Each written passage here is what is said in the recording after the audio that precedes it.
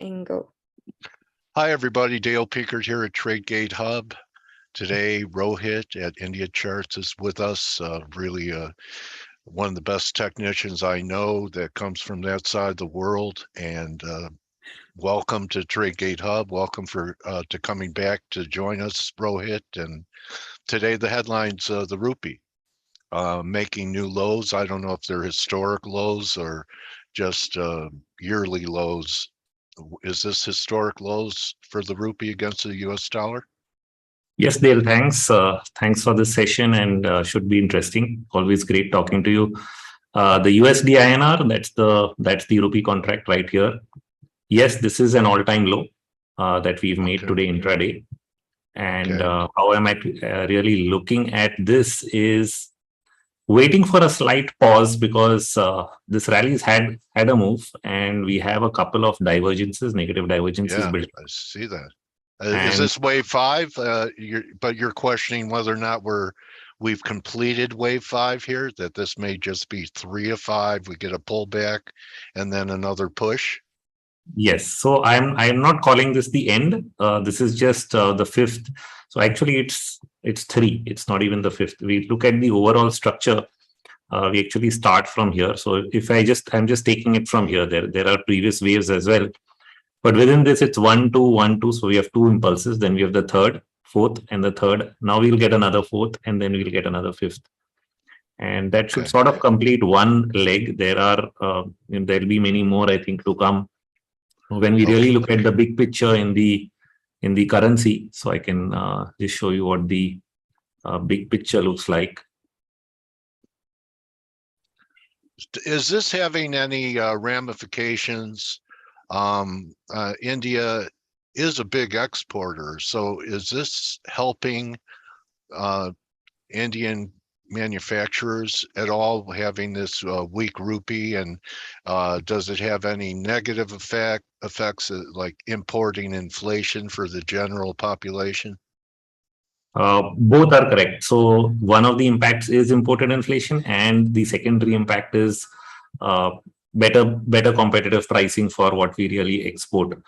The question then becomes what comes first, because India tends to be funded in terms of its dollar reserves, mostly funded through FDI, but very little through FDI, more through portfolio flows, which means equity flows. And so what ends up happening is every time the rupee is weakening because it's so funded by equity flows, the equity market is weak. And so the positive impact of the weaker currency doesn't really show up till the market has been through its correction. So at the time when the currency is weakening, we actually see equity prices fall. And once that is done and markets start picking up, they start discounting the positive side of the weaker rupee in terms of better, especially software exports, which is a large business. So the IT services companies here start doing well, get better pricing in dollar terms. Okay, so where's the top of your box come in, Rohit, for perhaps an ultimate completion of this weak rupee move? Third within the fifth. So the third within the fifth completes somewhere between 87 to 88 up here. Okay. And that is presuming that the third wave will not be extended, which means it will just be equal to the first wave here. Okay. I've also considered that this is 1, 2, 3, 4. So essentially, when this fifth started forming, I thought that the fifth would end, in the post-COVID world, markets bullish. I thought the fifth would form an ending diagonal.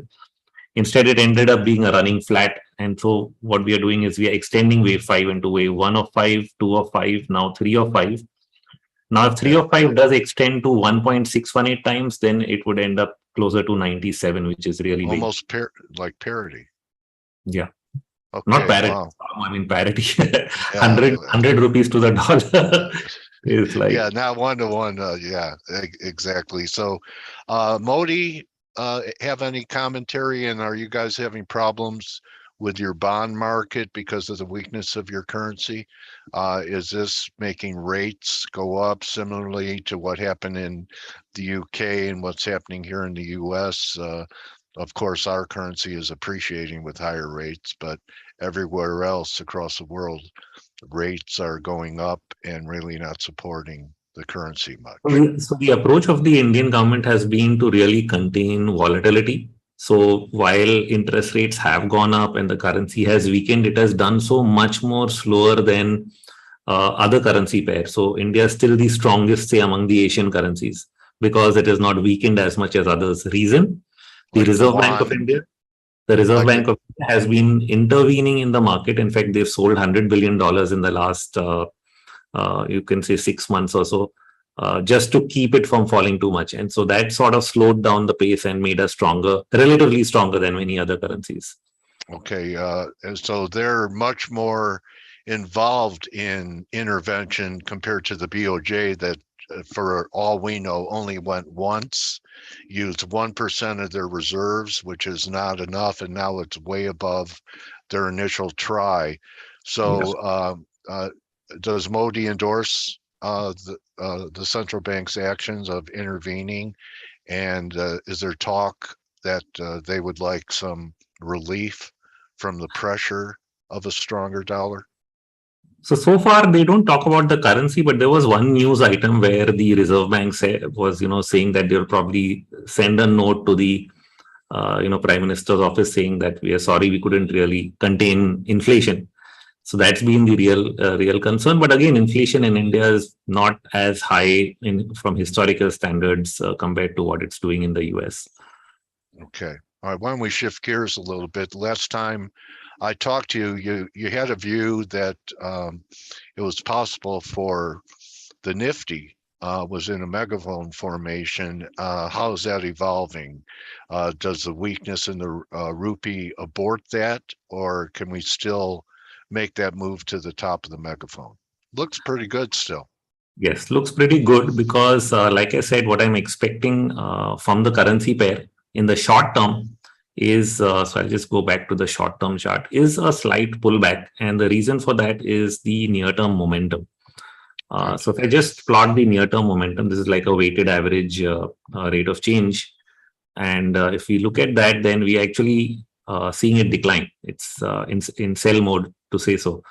And so as prices hit the top end of the band, I think there's room for it to really consolidate before we start the next leg up. So this is where the relief comes from. And if and as that happens, I'm sensing the equity markets are ahead on this, which is why they are already bouncing back and probably would stretch towards the top end of that megaphone as we are really looking, which is now at around 18,300. All right. And also last time we talked, you had two counts in the S&Ps, which, was one was just a little short-term rally, and then break to new lows. And the alternate count was that we could have a pretty good rally in the US as well, maybe going into the month of December. Has that changed? Are we now in the alternate count with the action we've seen since you and I last talked? No, I think the preferred count remains that we are in a bear market and we do end up with a bear market rally, which can be pretty substantial, meaning a 60% retracement of the decline that we have seen from the August high. If we look at this chart, we can actually spot between the wicks at the bottom and the last leg here, which is the 5-wave fall. The fifth wave, we actually had a bullish divergence where the new low in the Dow and S&P was not confirmed by a new high in the US WIC. So that sort of gave a signal that we've completed this 5-wave move and should be attempting to break out of this downward channel. So I think we've completed wave one, we've started wave two. This is why we are seeing multiple divergences. In fact, like we've seen bond yields hitting a new high, but that's not leading to a new low in the markets, and it's also not leading to a new high in the dollar index. So I think these divergences are sort of giving us a sense that this a wave window Sorry? for risk on. For a risk on. There's a window for a risk on. Okay. And I'll put a 61%. This gives us on the Dow, this is at around, this is the S&P futures. This is at around 4016. Okay. So close to 4,000 would be the best case scenario right now. Okay. What else is on your radar that is important to you that you want to talk about? So I think the two things that we are very closely watching is how do bond yields and how does the dollar really evolve. We are seeing a new high in yields, but as I've drawn here, I'm trying to anticipate that this is an ending structure. The daily sentiment index is running into single digits now. Yes. Sooner than later. On each and every day, we see it dropping back. Now it's 10%, I think, yesterday.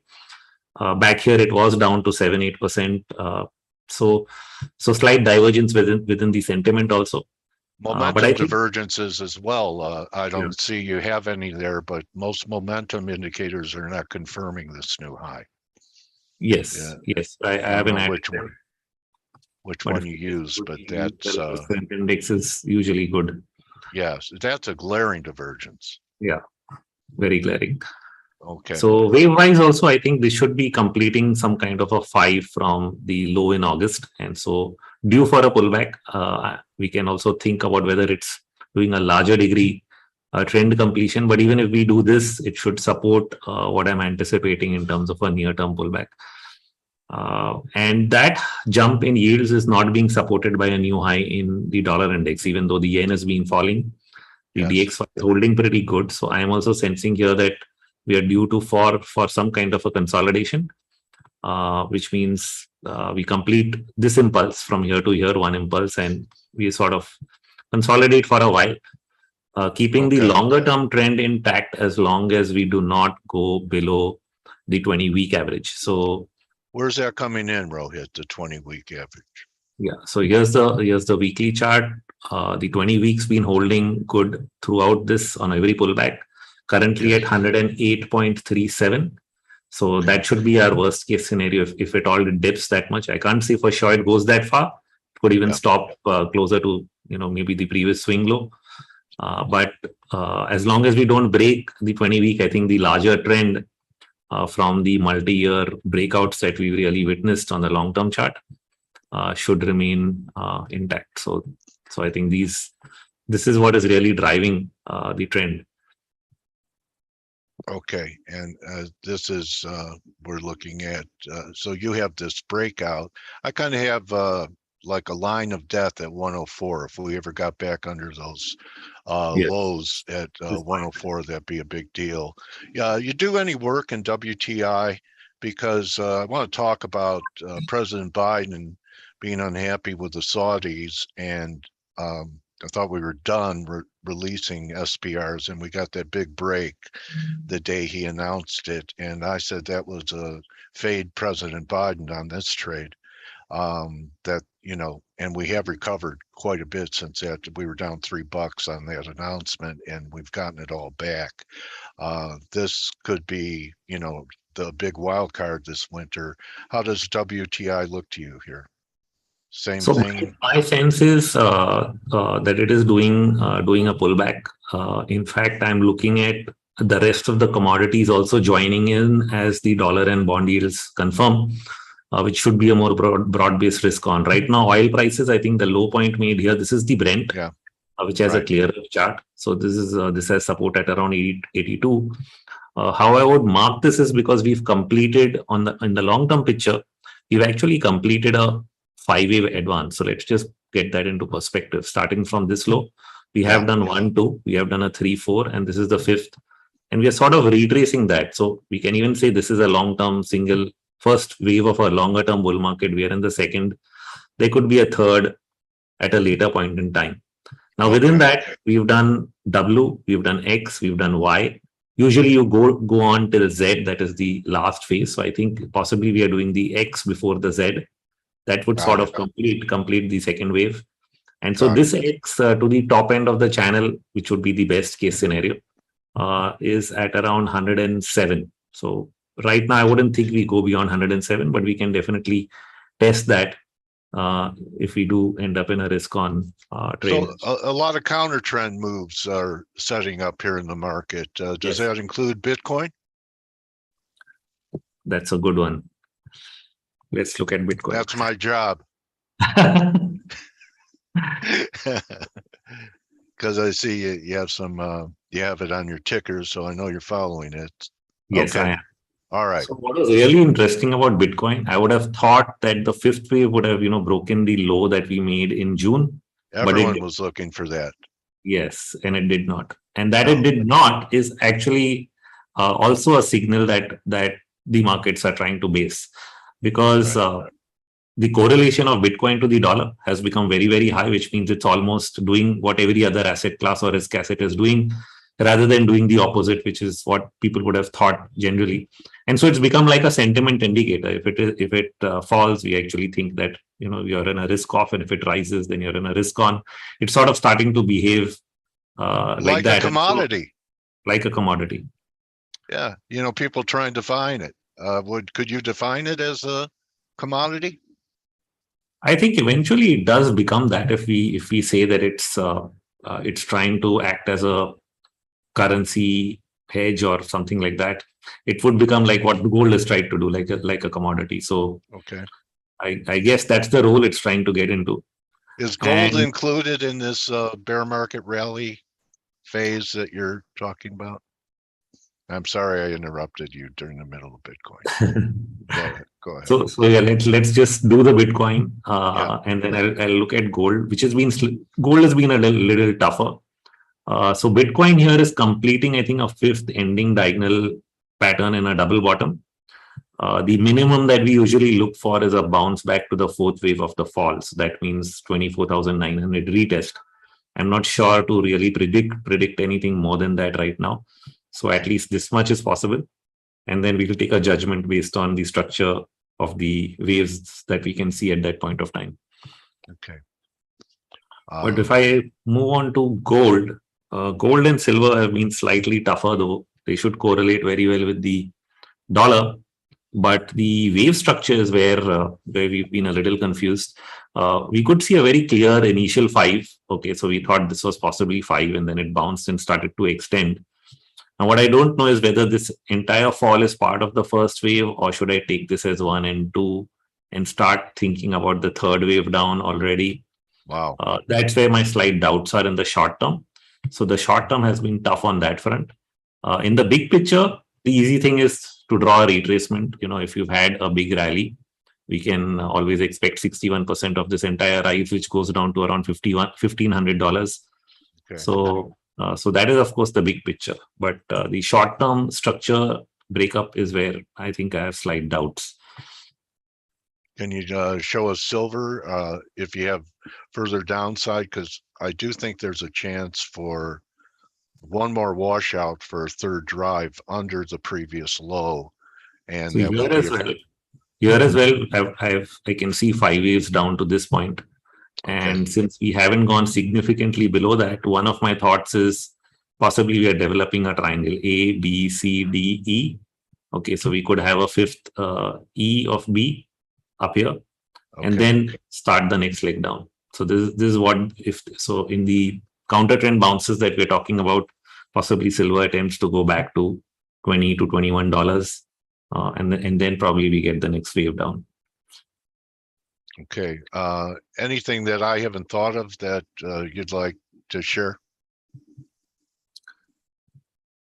So I was saying that commodities, and this is my thought for the day, that commodities, and I'm talking of base metals in specific, may be ready to start a move higher. We haven't seen one for quite a while. This is copper. Copper sort of formed a triangular base structure. I was initially thinking maybe it's a flat 335, go back to the top end of the channel. It failed to break out here, fell again. This fall is again 3 waves. And so because everything is 3, I said maybe it's even a triangle. So if it's a triangle, again, the implications are the same. What we'll watch out for is a breakout from this triangle. So the breakout point would be, let me just get that, at around $3.52. And the potential is to really go back to either this previous high or the top end of the channel, which is at around 3.7 or all the way to 3.9, somewhere in that range. $4 was a weekly breakdown. So basically, your narrative is a window of risk on and recovery is what I'm getting. And any idea on length of time that these things could play out? I know a lot of people thought that the market might be okay until December, and then we have problems again. Is that within? Is that reasonable? Yeah, the presidential, the second term elections could be a reason for all of this. If we really delve into time length, let me just see if I can Do go you to do the. work with time as well, Rohit? Usually not only on a judgmental basis. Like if Yeah, historical bounces are 5 to 6 weeks, then we say okay, that's typically what we will tend to expect. But I don't try to do time cycles because I found a very high failure rate. If you do a 5-year cycle, 6-year cycle, and you try to think that, oh, this is what will happen exactly in 6 years, I've yeah. seen it fall on a face so many times that I don't try to get too fixed on time It's and spend. good to be right for 6 days, let alone 6 years, right? Yeah, So, okay. So the metals, copper looks okay, and uh, aluminium. okay, aluminum, uranium, since I a don't lot of people.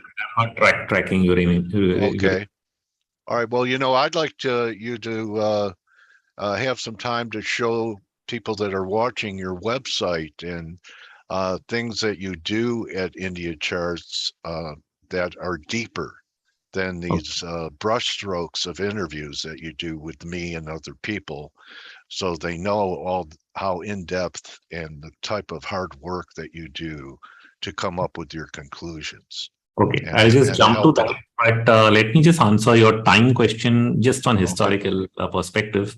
Uh, we're looking at wave A here. This is the 2008 bear market. Yeah. And I think we are very similar in this. We are sort of here.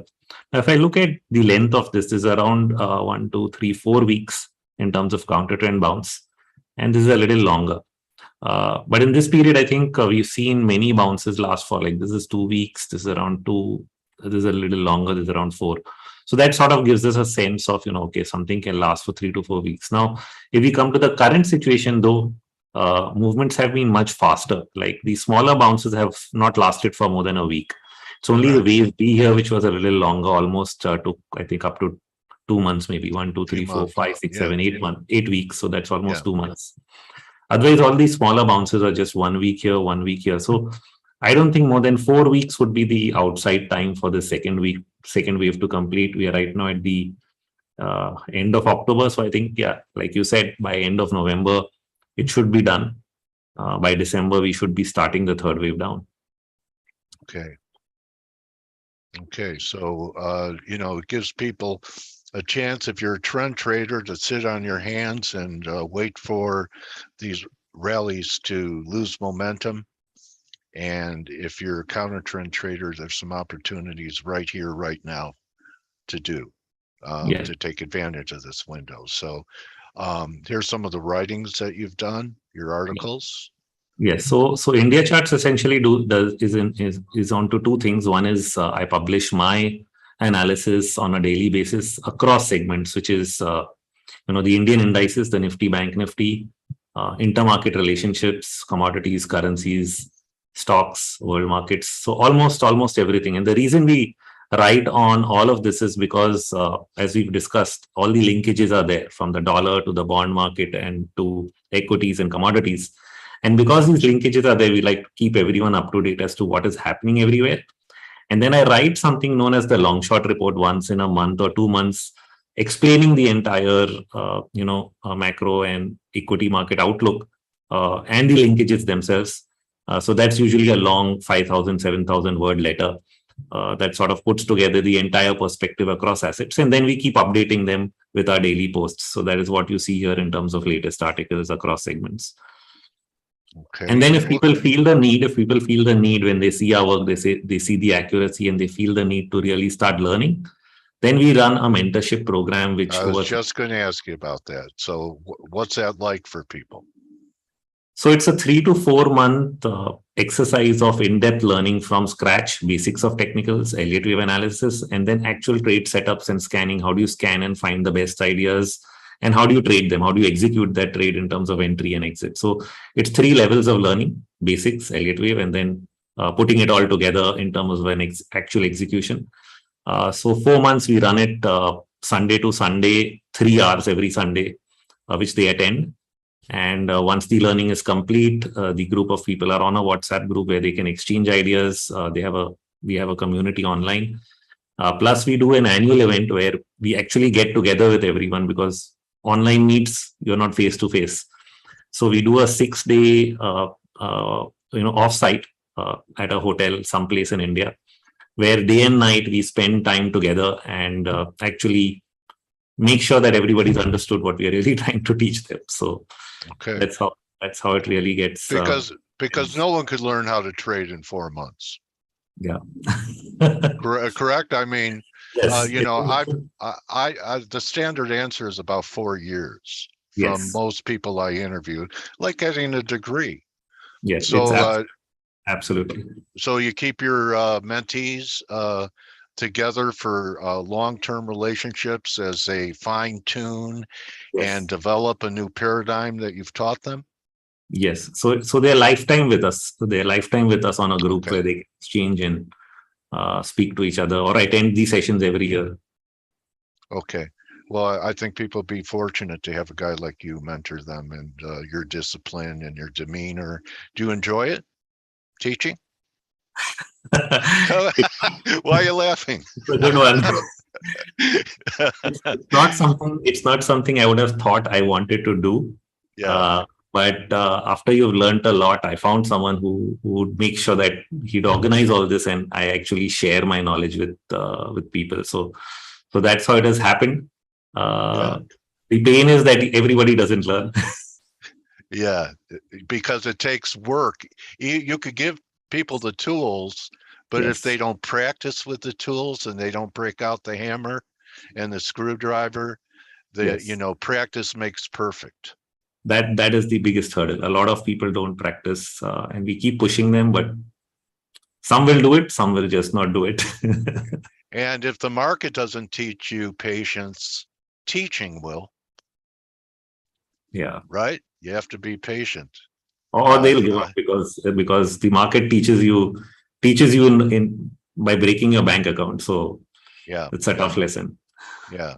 Well, I appreciate you being here today again, Rohit. And, there've been a couple of changes since we last talked, and kind of gives me conviction on some of the things I was thinking about. And you give me an edge, and everyone that listens to you gets an edge from listening to your work.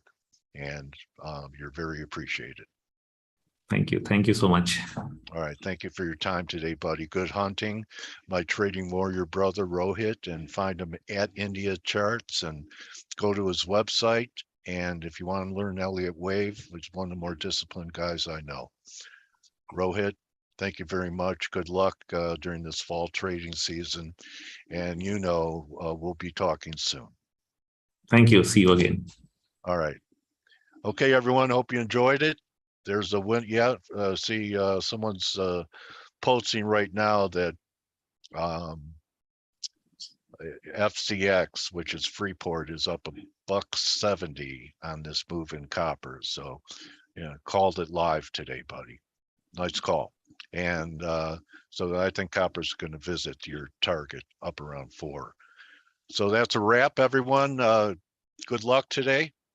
I'll be back here with Mike in it'll be about an hour. And Rohit, thank you very much. Good luck and good hunting. And again, appreciate your giving spirit to share your wisdom with us. Thank you. It's a pleasure. Thank you. All right.